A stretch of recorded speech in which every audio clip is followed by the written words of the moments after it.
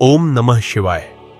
शौनक जी ने पूछा, महाराज सूत जी, आप संपूर्ण यशस्वी के झाता है, कृपया मुझसे पुराणों के सार का वर्णन करें।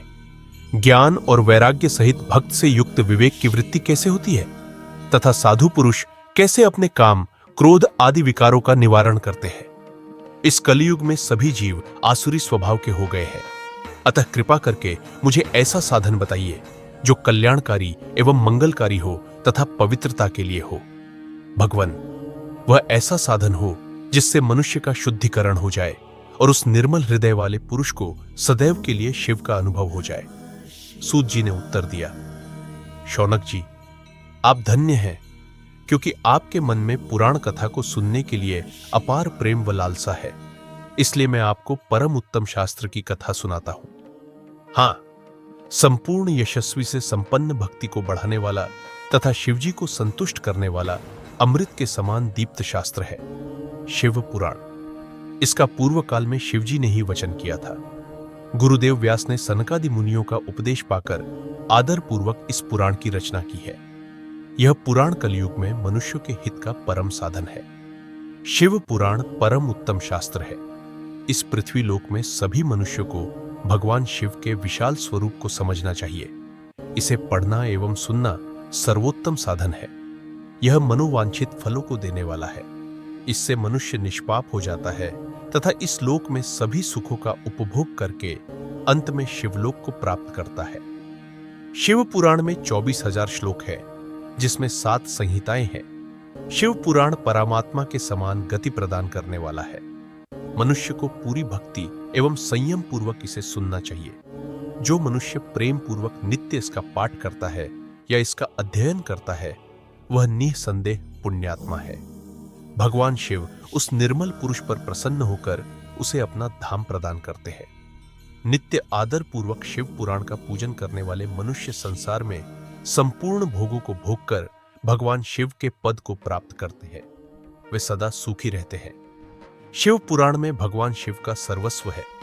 इस लोक और परलोक में सुख की प्राप्ति के लिए आदर पूर्वक इसका सेवन करना चाहिए। यह निर्मल शिव पुराण धर्म, अर्थ, काम और मोक्ष, इन चारों पुरुषार्थों को देने वाला है।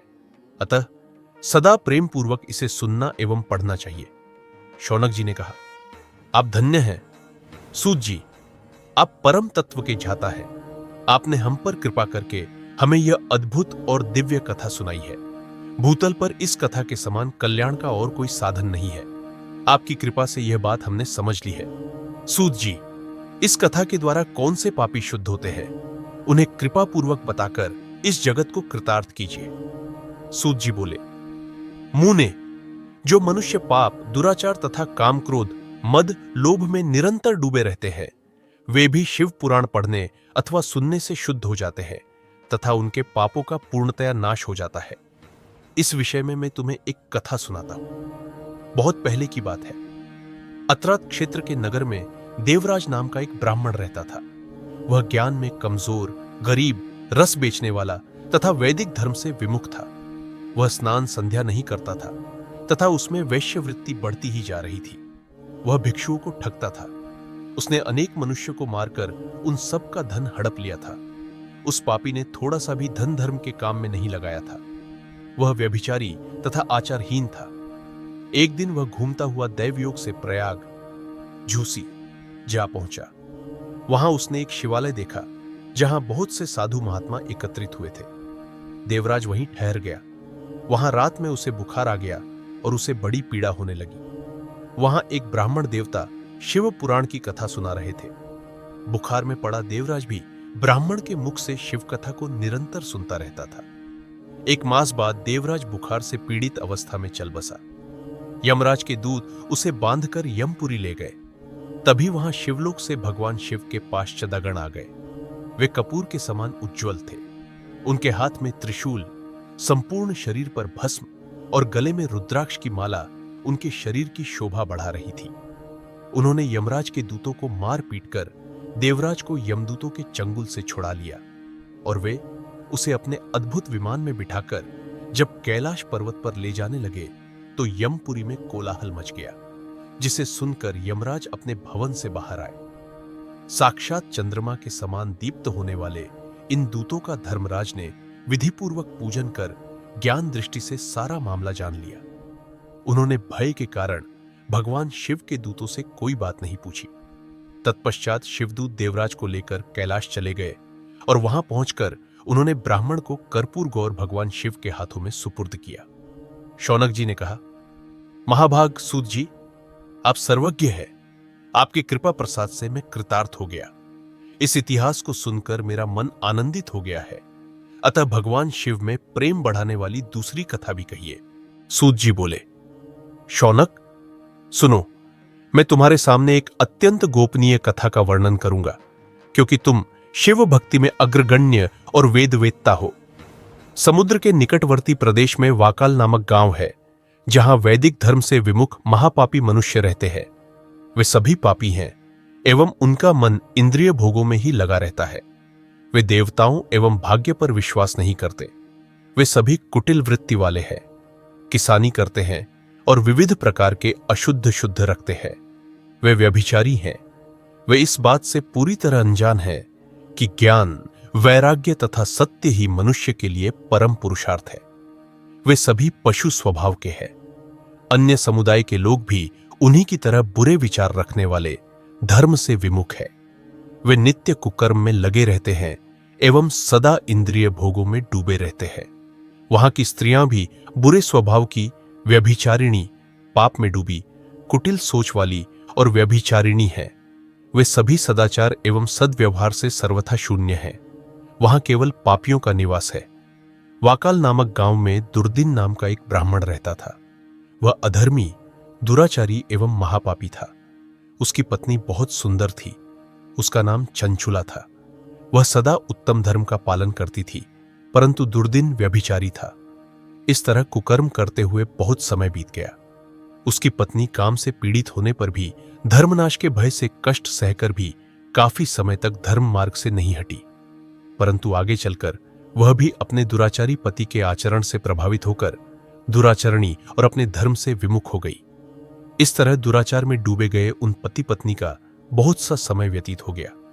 व्यभिचारी, दूषित बुद्धि वाला वह दुराचारी ब्राह्मण दुर्दिन समयानुसार मृत्यु को प्राप्त हो नरक में चला गया।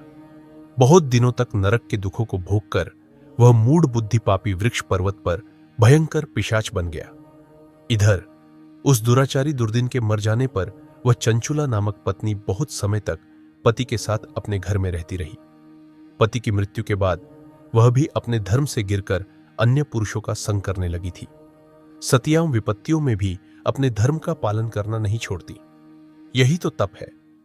तप कठिन तो होता है, लेकिन इसका फल मीठा होता है। विषयासक्त यह सत्य को नहीं जानता।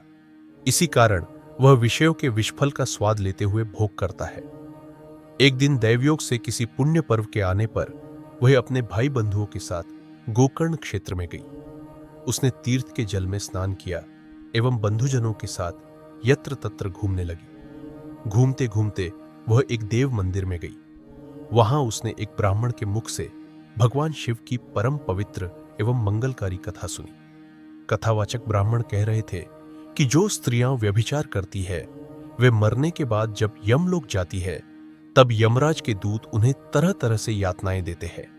वे उनके कामांगों को तप्त लौह दंडों से दागते हैं। तप्त लौह के पुरुष से उनका संसर्ग कराते हैं। ये सारे दंड इतनी वेदना देने वाले होते हैं कि जीव पुकार पुकार कर कहता है कि अब वह ऐसा नहीं करेगा, लेकिन यमदूत उसे छोड़ते नहीं। कर्मों का फल तो सभी को भोगना पड़ता है। देव, अर्ष, मनुष्य सभी इससे बंधे हुए हैं। ब्राह्मण के मुख से यह वैराग्य बढ़ाने वाली कथा सुनकर चंचुला भय से आकुल हो गई। कथा समाप्त होने पर सभी लोग वहां से चले गए। तब कथा बांचने वाले ब्राह्मण देवता से चंचुला ने कहा, हे ब्राह्मण, धर्म को न जानने के कारण मेरे द्वारा बहुत बड़ा दुराचार हुआ है। स्वामी, मुझ पर कृपा कर मेरा उद्धार कीजिए। आपके वचन को सुनकर मुझे इस संसार से वैराग्य हो गया है। मुझ मूढ़मति वाली पापिनी को उद्धार का मार्ग बताइए। मैं अपने धर्म से विमुख हो गई थी। कौन मुझ जैसी कुमार्गी का साथ देगा? जब यमदूत मेरे गले में फंदा डालकर मुझे बांध कर ले जाएंगे और नरक में मेरे शरीर के टुकड़े करेंगे, तब मैं कैसे उन महायातनाओं को सहन कर पाऊंगी। मैं सब प्रकार से नष्ट हो गई हूं, क्योंकि अब तक मैं हर प्रकार के पाप में डूबी रही हूं। हे ब्राह्मण, आप मेरे गुरु हैं, आप ही मेरे माता पिता हैं। मैं आपकी शरण में आई हूं, अब आप ही मेरा उद्धार कीजिए। सूत जी कहते हैं, शौनक, इस प्रकार विलाप करती हुई चंचुला ब्राह्मण देवता के चरणों में गिर पड़ी। तब ब्राह्मण ने उसे कृपापूर्वक उठाया। ब्राह्मण बोले, नारी, तुम सौभाग्यशाली हो जो भगवान शंकर की कृपा से तुमने वैराग्यपूर्ण शिव पुराण की कथा सुनकर समय से अपनी गलती का एहसास कर लिया है। तुम डरो मत और भगवान शिव की शरण में जाओ। उनकी परम कृपा से तुम्हारे सभी पाप नष्ट हो जाएंगे। मैं तुम्हें भगवान शिव की कथा सहित वह मार्ग बताऊंगा जिसके द्वारा तुम्हें सुख देने वाली उत्तम गति प्राप्त होगी। शिव कथा सुनने से तुम्हारी बुद्धि शुद्ध हो गई है और तुम्हें पाताल चला गया है तथा मन में वैराग्य उत्पन्न हो गया है। पश्चाताप ही पाप करने वाले पापियों के लिए सबसे बड़ा उपाय है। पश्चाताप ही पापों का शोधन है, इससे ही पापों की शुद्धि होती है। सज्जनों के अनुसार पापों की शुद्धि के लिए पश्चाताप ही संपन्न होता है। जो मनुष्य अपने कुकर्म के लिए पश्चाताप नहीं करता वह उत्तम गति प्राप्त नहीं करता, परंतु जिसे अपने कुकृत्य पर हृदय से पश्चाताप होता है वह अवश्य उत्तम गति का भागीदार होता है। इसमें कोई शक नहीं है। शिव पुराण की कथा सुनने से चित्त की शुद्धि और मन निर्मल हो जाता है। शुद्ध चित्त में ही भगवान शिव और पार्वती का वास होता है। वह शुद्धात्मा पुरुष सदा शिव के पद को प्राप्त होता है। इस कथा का श्रवण सभी मनुष्यों के लिए कल्याणकारी है, अतः इसकी आराधना व सेवा करनी चाहिए। यह कथा भवबंधन रूपी रोग का नाश करने वाली है। भगवान शिव की कथा सुनकर हृदय में उसका मनन करना चाहिए। इससे चित्त की शुद्धि होती है। चित्त शुद्ध होने से ज्ञान और वैराग्य के साथ महेश्वर की भक्ति निश्चय ही प्रकट होती है तथा उनके अनुग्रह से दिव्य मुक्ति प्राप्त होती है। जो मनुष्य माया के पाश में बंधा रहता है वह इस संसार बंधन से मुक्त नहीं हो पाता। हे ब्राह्मण पत्नी, तुम अन्य विषयों से अपने मन को हटाकर भगवान शंकर की इस परम पावन कथा को सुनो। इससे तुम्हारे चित्त की शुद्धि होगी और तुम्हें मोक्ष की प्राप्ति होगी। जो मनुष्य निर्मल हृदय से भगवान शिव के चरणों का चिंतन करता है उसकी एक ही जन्म में मुक्ति हो जाती है। सूत जी कहते हैं, शौनक, यह कहकर वे ब्राह्मण चुप हो गए। उनका हृदय करुणा से भर गया। वे ध्यान में मग्न हो गए। ब्राह्मण का उत्तम उपदेश सुनकर चंचुला की आंखों में आनंद के आंसू छलक आए। वह हर्ष भरे हृदय से ब्राह्मण देवता के चरणों में गिर गई और हाथ जोड़कर बोली, मैं कृतार्थ हो गई। हे ब्राह्मण, शिव भक्ति में स्थिर मन वाले आप धन्य हैं। आप परम तत्वदर्शी हैं और सदा परोपकार में लगे रहते हैं। साधु, मैं नरक के समुद्र में डूब रही हूं। कृपा कर मेरा उद्धार कीजिए। जिस पुराणिक और अमृत के समान सुंदर शिव पुराण कथा की बात आपने कही है उसे सुनकर ही मेरे मन में वैराग्य उत्पन्न हुआ है। उस अमृतमयी शिव पुराण कथा को सुनने के लिए मेरे मन में बड़ी इच्छा हो रही है। कृपया आप मुझे उसे सुनाइए। सूत जी कहते हैं, शिव पुराण की कथा सुनने की इच्छा मन में लिए चंचुला उन ब्राह्मण देवता की सेवा में वहीं रहने लगी। उस गोकर्ण नामक महातीरथ में उन ब्राह्मण देवता के मुख से चंचुला शिव पुराण की भक्ति, ज्ञान और वैराग्य बढ़ाने वाली और मुक्ति देने वाली परम उत्तम कथा सुनकर कृतार्थ हो गई। उसका चित्त शुद्ध हो गया। वह अपने हृदय में शिव के सगुण रूप का चिंतन करने लगी। वह सदैव शिव के सच्चिदानंदमय स्वरूप का स्मरण करती थी। तत्पश्चात अपना समय पूरा होने पर चंचुला ने बिना किसी कष्ट के अपना शरीर त्याग दिया। उसे लेने के लिए एक दिव्य विमान वहां पहुंचा। यह विमान शोभा साधनों से सजा था एवं शिव गणों से सुशोभित था। चंचुला विमान से शिवपुरी पहुंची। उसके सारे पाप धुल गए। वह दिव्यांगना हो गई। वह गौरांगी देवी के मस्तक पर अधर चंद्र का मुकुट और अन्य दिव्य आभूषण पहने शिवपुरी पहुंची। वहां उसने सनातन देवता त्रिनेत्रधारी महादेव शिव को देखा। सभी देवता उनकी सेवा में भक्ति भाव से उपस्थित थे। उनके अंगों की कांति करोड़ों सूर्यों के समान प्रकाशमान हो रही थी। 5 मुख और हर मुख में 3-3 नेत्र थे। मस्तक पर अर्धचंद्राकार मुकुट शोभायमान हो रहा था। कंठ में नीला चिन्ह था। उनके साथ देवी गौरी विराजमान थी, जो विद्युत पुंज के समान प्रकाशमान हो रही थी। महादेव जी की कांति कपूर के समान गौर थी। उनके शरीर पर श्वेत वस्त्र थे तथा शरीर श्वेत भस्म से अलंकृत था। इस प्रकार भगवान शिव के परम उज्ज्वल रूप के दर्शन कर चंचुला बहुत प्रसन्न हो गई। उसने भगवान को बारंबार प्रणाम किया और हाथ जोड़कर प्रेम, आनंद और संतोष से युक्त हो विनीत भाव से खड़ी हो गई। उसके नेत्रों से आनंदाश्रुओं की धारा बहने लगी। भगवान शंकर और भगवती गौरी उमा ने करुणा के साथ सौम्य दृष्टि से देखकर चंचुला को अपने पास बुलाया। गौरी उमा ने उसे प्रेम पूर्वक अपनी सखी बना लिया। चंचुला सुखपूर्वक भगवान शिव के धाम में उमा देवी की सखी के रूप में निवास करने लगी। सूत जी बोले, शौनक, एक दिन चंचुला आनंद में मग्न उमा देवी के पास गई और दोनों हाथ जोड़कर उनकी स्तुति करने लगी। चंचुला बोली, हे गिरिराज की कन्या, स्कंद माता उमा, आप सभी मनुष्यों एवं देवताओं द्वारा पूज्य और समस्त सुखों को देने वाली है। आप शंभु की प्रिया है। आप ही सगुणा और निर्गुणा है। हे सच्चिदानंद स्वरूपिणी, आप ही प्रकृति की पोषक है। हे माता, आप ही संसार की सृष्टि, पालन और संहार करने वाली है। आप ही ब्रह्मा, विष्णु और महेश को उत्तम प्रेरणा देने वाली परम शक्ति है। सूत जी कहते हैं, शौनक, सच्ची गति प्राप्त चंचुला इस प्रकार देवी की स्तुति कर शांत हो गई। उसकी आंखों में प्रेम के आंसू उमड़ आए।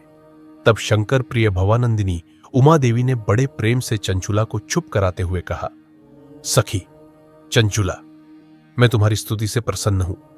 बोलो, क्या वर मांगती हो? चंचुला बोली, हे गिरिराज कुमारी, मेरे पति दुर्दिन इस समय कहां हैं? उनकी कैसी गति हुई है? मुझे बताइए और कुछ ऐसा उपाय कीजिए ताकि हम फिर से मिल सकें। हे महादेवी, मेरे पति एक दूषित जाति के व्यक्ति के साथ व्यभिचार करते थे और पाप में ही डूबे रहते थे। गौरी देवी बोली, बेटी, तुम्हारा पति दुर्दिन बड़ा पापी था। उसका अंत बड़ा भयानक हुआ। व्यभिचार करने के कारण वह मूर्ख नरक में अनेक वर्षों तक अनेक प्रकार की यातनाएं भोगकर अब शेष पाप को भोगने के लिए विंध्य पर्वत पर पिशाच की योनि में रह रहा है। वह पापी वहां वायु पीकर रहता है और सब प्रकार की यातनाएं सहता है। सूत जी कहते हैं, शौनक, गौरी देवी की यह बात सुनकर चंचुला अत्यंत दुखी हो गई। फिर मन को किसी तरह स्थिर करती हुई दुखी हृदय से मां गौरी से उसने एक बार फिर पूछा, हे महादेवी, मुझ पर कृपा कीजिए और मेरे पापी पति का अब उद्धार कर दीजिए। कृपा करके मुझे वह उपाय बताइए जिससे मेरे पति को उत्तम गति प्राप्त हो सके। गौरी देवी ने कहा, यदि तुम्हारा पति दुर्दिन शिव पुराण की पुण्यमयी उत्तम कथा सुने तो वह इस नष्ट योनि को पार करके उत्तम गति का भागी हो सकता है। अमृत के समान मधुर गौरी देवी का यह वचन सुनकर चंचुला ने दोनों हाथ जोड़कर मस्तक झुकाकर उन्हें बारंबार प्रणाम किया तथा प्रार्थना की कि मेरे पति को शिव पुराण सुनाने की व्यवस्था कीजिए। ब्राह्मण पत्नी चंचुला के बार बार प्रार्थना करने पर शिव प्रिय गौरी देवी ने भगवान शिव की महिमा का गान करने वाले गंधर्वराज तुम्बुरु को बुलाकर कहा, तुम्बुरु, तुम्हारी भगवान शिव में निष्ठा है। तुम मेरे मन की सभी बातों को जानकर मेरे कार्य को सिद्ध करते हो। तुम मेरी इस सखी के साथ विंध्य पर जाओ। वहां एक महाघोर और भयंकर पिशाच रहता है। पूर्व जन्म में वह पिशाच दुर्दिन नामक ब्राह्मण मेरी इस सखी चंचुला का पति था। वह व्यभिचारी हो गया। उसने स्नान, संध्या आदि नित्य कर्म छोड़ दिए। क्रोध के कारण उसकी बुद्धि भ्रष्ट हो गई। पापों से उसकी शुद्धता और सज्जनों से द्वेष बढ़ गया था। वह अशुद्ध शुद्ध से हिंसा करता, लोगों को सताता और उनके घरों में आग लगा देता था। चांडालों से दोस्ती करता, वह रोज व्यभिचार में लिप्त रहता था। पत्नी को त्याग कर दूषित लोगों से दोस्ती कर उनके संपर्क में रहता था। वह मृत्यु तक दुराचार में फंसा रहा।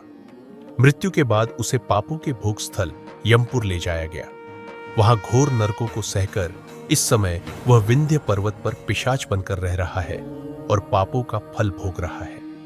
तुम उसके सामने परम पुण्यमयी पापों का नाश करने वाली शिव पुराण की दिव्य कथा का वाचन करो।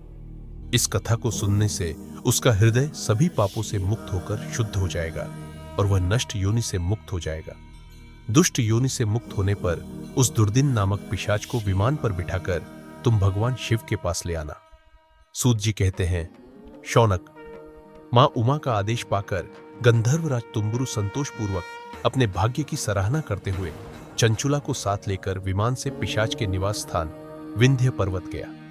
वहां पहुंचकर उसने उस विकराल आकृति वाले पिशाच को देखा। उसका शरीर विशाल था, उसकी ठोड़ी बड़ी थी। वह कभी हंसता, कभी रोता और कभी उछलता था। महाबली तुम्बुरु ने दुर्दिन नामक पिशाच को पाशों से बांध लिया।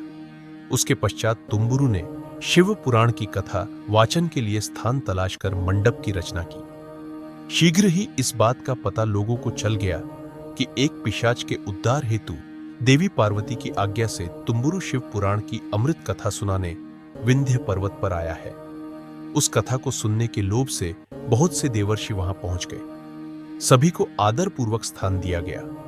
पिशाच दुर्दिन को पाशों में बांधकर आसन पर बिठाया गया और तब तुम्बुरु ने परम उत्तम शिव पुराण की अमृत कथा का गायन शुरू किया। उसने पहली विद्यारण्य संहिता से लेकर 7वीं वायु संहिता तक शिव पुराण की कथा का संपूर्ण वर्णन किया। 7 संहिताओं सहित शिव पुराण को सुनकर सभी श्रोता कृतार्थ हो गए।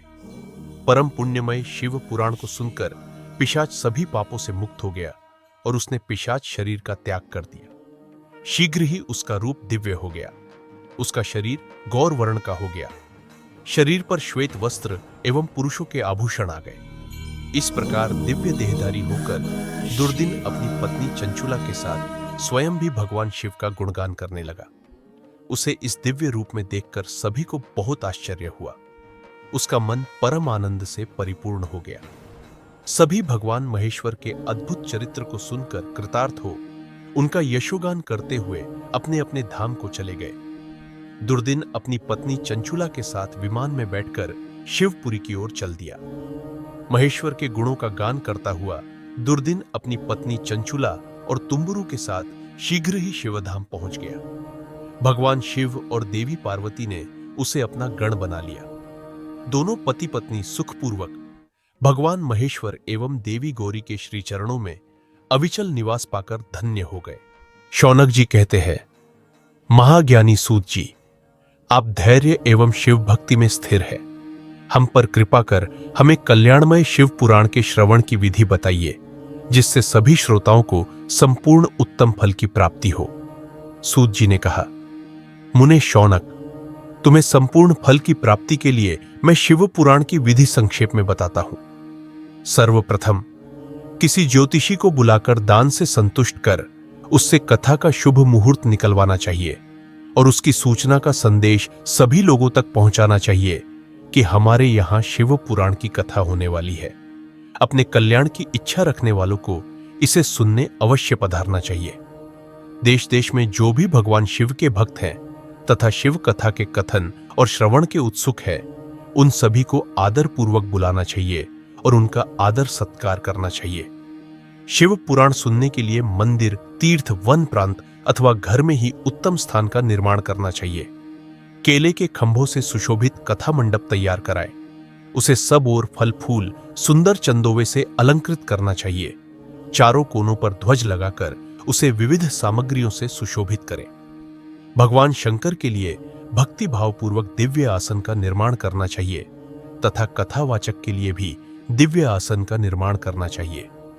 नियम पूर्वक कथा सुनने वालों के लिए भी सुयोग्य आसन की व्यवस्था करें तथा अन्य लोगों के बैठने की भी व्यवस्था करें।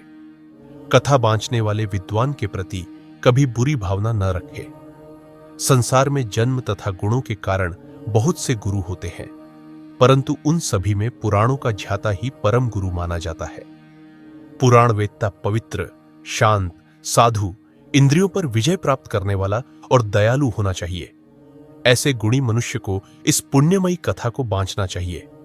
सूर्योदय से 3:30 पहर तक इसे बांचने का उपयुक्त समय है। मध्याह्न काल में 2 घड़ी तक कथा बंद रखनी चाहिए ताकि लोग मल मूत्र का त्याग कर सकें। जिस दिन से कथा शुरू हो रही है उससे एक दिन पहले व्रत आचरण करें। कथा के दिनों में प्रातः काल का नित्य कर्म संक्षेप में कर लेना चाहिए। वाचक के पास उसकी सहायता हेतु एक विद्वान व्यक्ति को बैठाना चाहिए जो कि सभी प्रकार के संशयों को दूर कर लोगों को समझाने में कुशल हो। कथा में आने वाले श्रोताओं को दूर करने के लिए सर्वप्रथम गणेश जी का पूजन करना चाहिए। भगवान शिव और शिव पुराण की भक्ति भाव से पूजा करें। तत्पश्चात श्रोता तन मन से शुद्ध होकर आदर पूर्वक शिव पुराण की कथा सुने। जो वाचक और श्रोता अनेक प्रकार के कर्तव्यों से भटक रहे हैं, काम आदि 6 विकारों से युक्त है, वे पुण्य के भागी नहीं हो सकते। जो मनुष्य अपनी सभी चिंताओं को भूलकर कथा में मन लगाते हैं, उन शुद्ध बुद्धि मनुष्यों को उत्तम फल की प्राप्ति होती है। सूत जी बोले, शौनक, शिव पुराण सुनने का व्रत लेने वाले पुरुषों के लिए जो नियम है, उन्हें भक्ति पूर्वक सुनो। शिव पुराण की पुण्यमयी कथा नियम पूर्वक सुनने से बिना किसी विघ्न बाधा के उत्तम फल की प्राप्ति होती है। दुष्ट प्रवृत्ति वाले मनुष्य को कथा सुनने का अधिकार नहीं है, अतः पहले व्रता से दुष्ट प्रवृत्तियों का त्याग करना चाहिए। नियम पूर्वक कथा सुनने वाले मनुष्य को ब्रह्मचर्य का अच्छे से पालन करना चाहिए। उसे भूमि पर सोना चाहिए, फल में खाना चाहिए तथा कथा समाप्त होने पर ही अन्न ग्रहण करना चाहिए। समर्थ मनुष्य को शुद्ध भाव से शिव पुराण की कथा की समाप्ति तक उपवास रखना चाहिए और एक ही बार भोजन करना चाहिए। काले अन्न, दाल, जला अन्न, सेम, मसूर तथा बासी अन्न नहीं खाना चाहिए। जिसने कथा का व्रत ले रखा हो, उसे प्याज, लहसुन, हींग, गाजर, मादक वस्तु तथा मांसाहार कही जाने वाली वस्तुओं को त्याग देना चाहिए। ऐसा मनुष्य प्रतिदिन सत्य, शौच, दया, मौन, सरलता, विनय तथा हृदय की उदारता आदि सद्गुणों को अपनाए तथा साधु संतों की निंदा का त्याग कर नियम पूर्वक कथा सुने। सकाम मनुष्य इस कथा के प्रभाव से अपनी अभीष्ट कामना प्राप्त करता है और निष्काम मोक्ष प्राप्त करता है। सभी स्त्री पुरुषों को विधि पूर्वक शिव पुराण की उत्तम कथा को सुनना चाहिए। महर्षि, शिव पुराण की समाप्ति पर श्रोताओं को भक्ति पूर्वक भगवान शिव की पूजा की तरह पुराण पुस्तक की पूजा भी करनी चाहिए तथा इसके पश्चात विधि पूर्वक व्रता का भी पूजन करना चाहिए। पुस्तक को रखने के लिए नया और सुंदर वस्त्र बनवाएं। पुस्तक व व्रता की पूजा के उपरांत व्रता की सहायता हेतु बुलाए गए पंडित का भी सत्कार करना चाहिए। कथा में पधारे अन्य ब्राह्मणों को भी अन्न धन का दान दे। गीत, वाद्य और नृत्य से उत्सव को महान बनाए। गृहस्थ मनुष्य को कथा समाप्ति पर गीता का पाठ करना चाहिए तथा गृहस्थ को शांति के लिए होम करना चाहिए। होम रुद्र संहिता के श्लोकों द्वारा अथवा गायत्री मंत्र के द्वारा करें। यदि हवन करने में असमर्थ हो तो भक्ति पूर्वक शिव सहस्र नाम का पाठ करें। कथा श्रवण संबंधी व्रत की पूर्णता के लिए शहद से बनी खीर का भोजन 11 ब्राह्मणों को कराकर उन्हें दक्षिणा दें। समृद्ध मनुष्य 3 तोले सोने का एक सुंदर सिंहासन बनवाए और उसके ऊपर लिखी अथवा लिखाई हुई शिव पुराण की लेखनी पुस्तक विधि पूर्वक स्थापित करे तथा पूजा करके दक्षिणा चढ़ाए। फिर आचार्य का वस्त्र, आभूषण एवं गंध से पूजन करके दक्षिणा सहित वह पुस्तक उन्हें भेंट करे। शौनक, इस पुराण के दान के प्रभाव से भगवान शिव का अनुग्रह पाकर मनुष्य भवबंधन से मुक्त हो जाता है। शिव पुराण को विधि पूर्वक संपन्न करने पर यह संपूर्ण फल देता है तथा भोग और मोक्ष प्रदान करता है। मुने, शिव पुराण का सारा महात्म्य जो संपूर्ण फल देने वाला है, मैंने तुम्हें सुना दिया है। अब आप और क्या सुनना चाहते हो? श्रीमान शिव पुराण सभी पुराणों के मस्तक का तिलक है। जो मनुष्य सदा भगवान शिव का ध्यान करते हैं, जिनकी वाणी शिव के गुणों की स्तुति करती है और जिनके दोनों कान उनकी कथा सुनते हैं, उनका जीवन सफल हो जाता है। वे संसार सागर से पार हो जाते हैं। ऐसे लोग इहलोक और परलोक में सदा सुखी रहते हैं। भगवान शिव के सच्चिदानंदमय स्वरूप का दर्शन पाकर ही समस्त प्रकार के कष्टों का निवारण हो जाता है। उनकी महिमा जगत के बाहर और भीतर दोनों जगह विद्यमान है।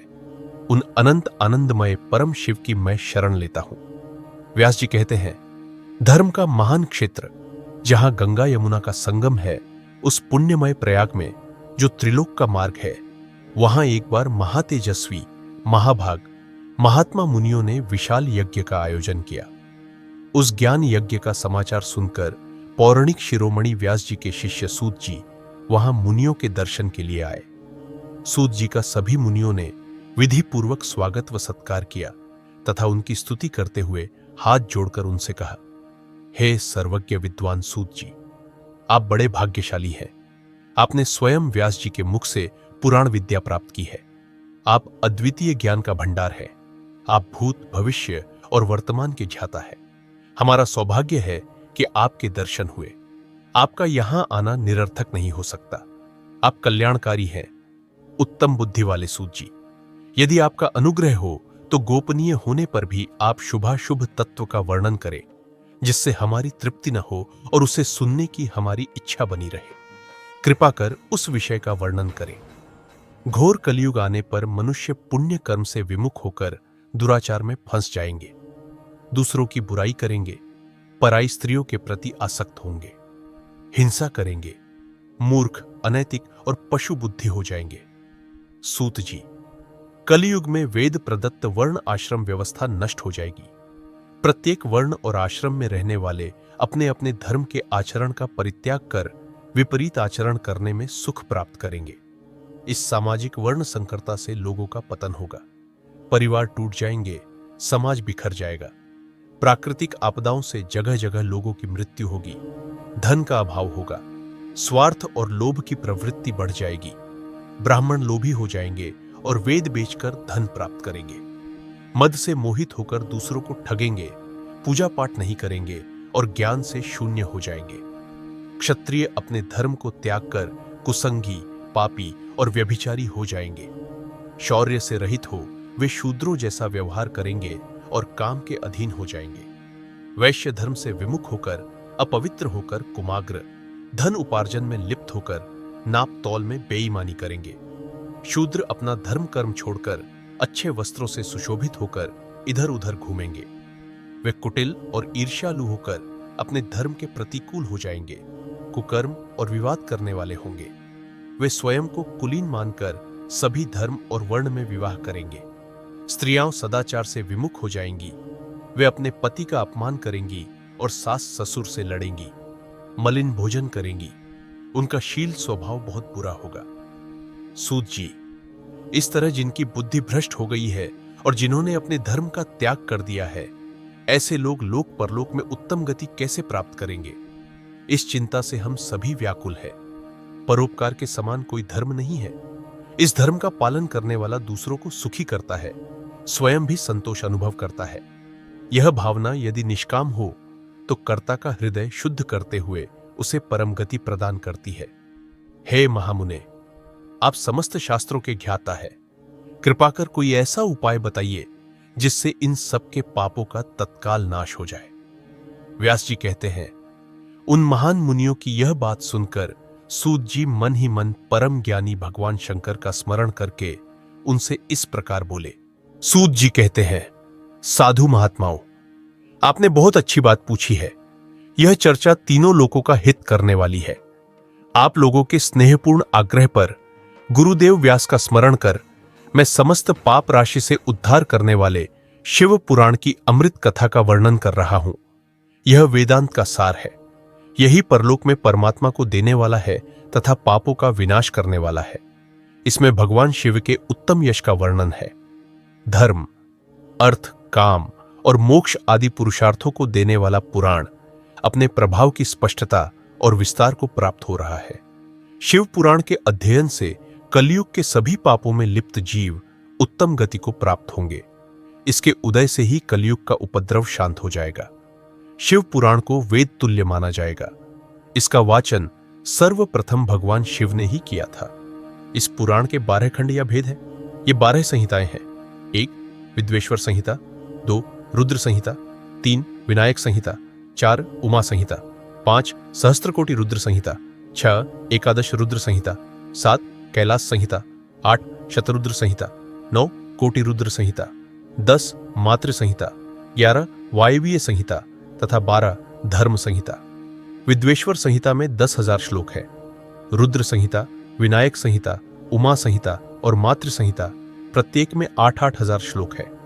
एकादश रुद्र संहिता में 13,000, कैलाश संहिता में 6,000, शतरुद्र संहिता में 3,000, कोटि रुद्र संहिता में 9,000, सहस्त्र कोटि रुद्र संहिता में 17,000, वायवीय संहिता में 4,000 तथा धर्म संहिता में 12,000 श्लोक है।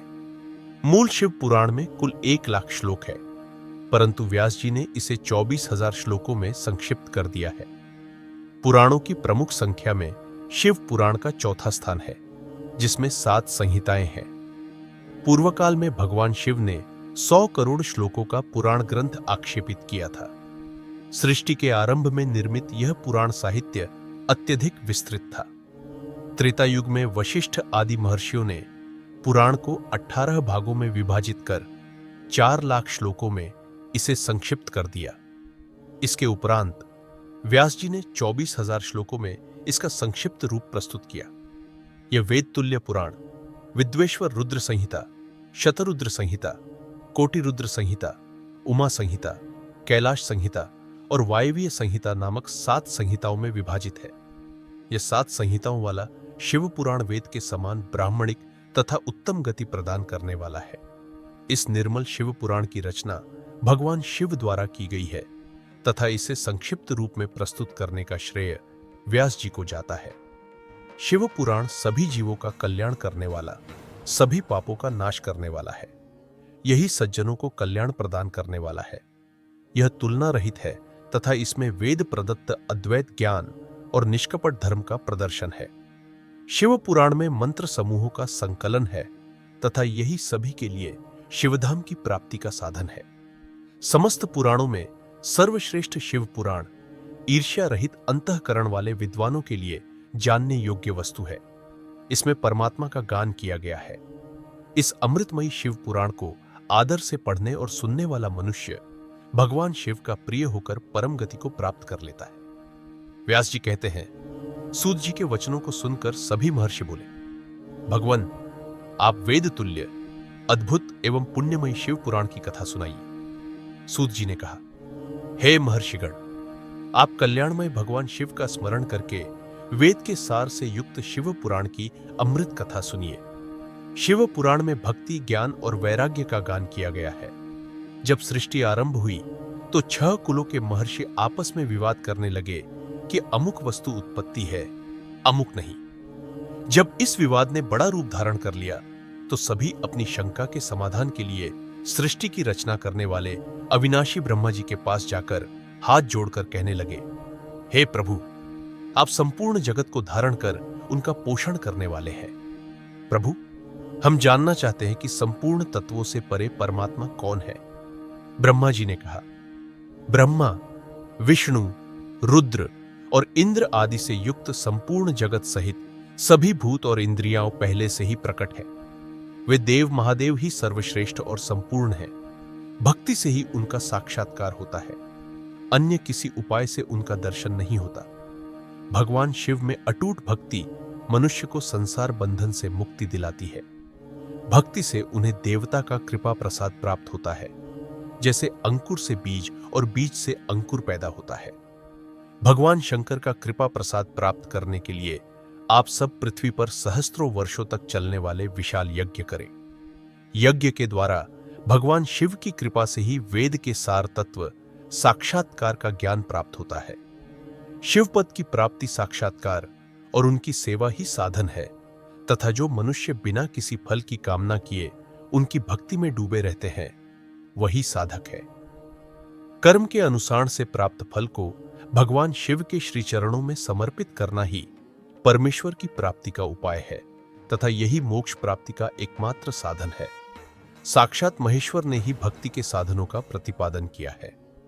कान से भगवान के नाम, गुण और लीलाओं का श्रवण, वाणी द्वारा उनका कीर्तन तथा मन में उनका मनन शिवपद की प्राप्ति के महान साधन है तथा इन साधनों से ही संपूर्ण मनोरथों की सिद्धि होती है। जिस वस्तु को हम स्पष्ट अपनी आंखों के सामने देख सकते हैं, उसकी तरफ आकर्षण स्वाभाविक है, परंतु जिस वस्तु को स्पष्ट रूप से देखा नहीं जा सकता, उसे केवल सुनकर और समझकर ही उसकी प्राप्ति के लिए प्रयास किया जाता है। अतः श्रवण पहला साधन है। श्रवण द्वारा ही गुणी मुख से तत्व को सुनकर श्रेष्ठ बुद्धि वाला विद्वान अन्य साधनों का कीर्तन और मनन का शुद्ध और सत्य अनुभव प्राप्त करने का यत्न करता है। मनन के बाद इस साधन को साधना करते रहने से धीरे धीरे भगवान शिव का संयोग प्राप्त होता है और लौकिक आनंद की प्राप्ति होती है।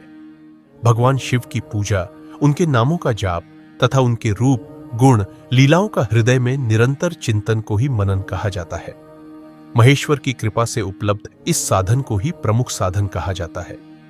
सूत जी कहते हैं, हे मुनियों, इस साधन का महात्म्य बताते समय मैं एक प्राचीन वृत्तांत का वर्णन करूंगा, जिसे आप ध्यानपूर्वक सुने।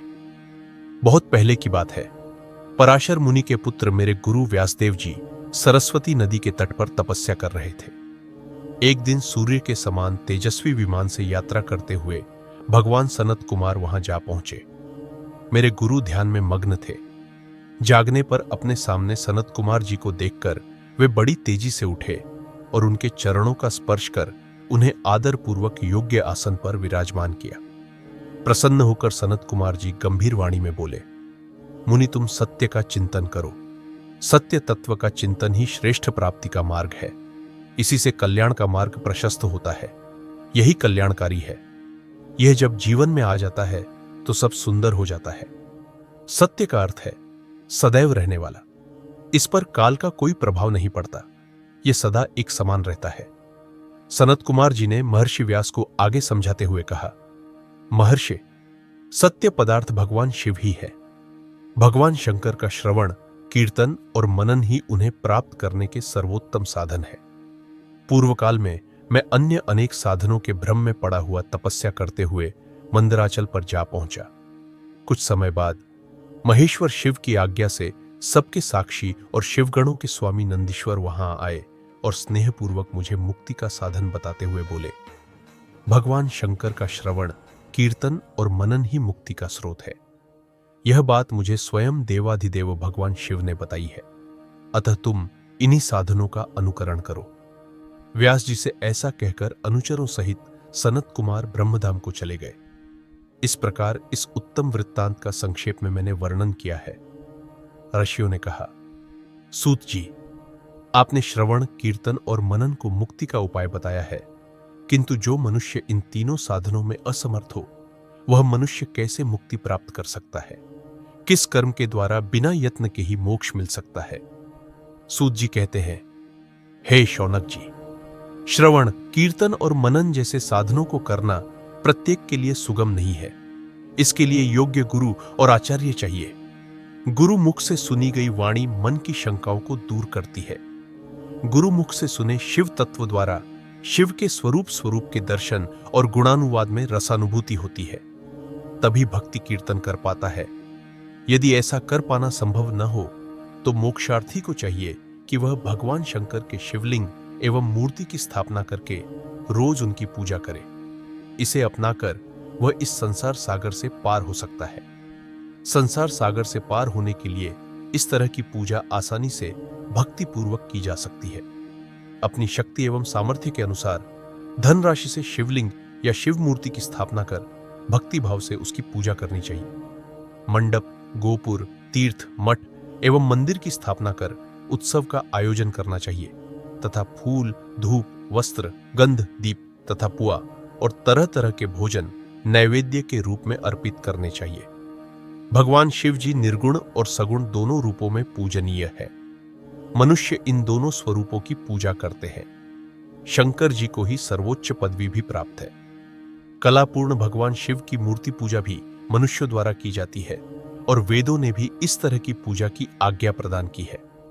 सनत कुमार जी ने पूछा, हे नंदीश्वर, पूर्व काल में उत्पन्न हुए शिवलिंग और मूर्ति की उत्पत्ति के संबंध में आप हमें विस्तार से बताइए।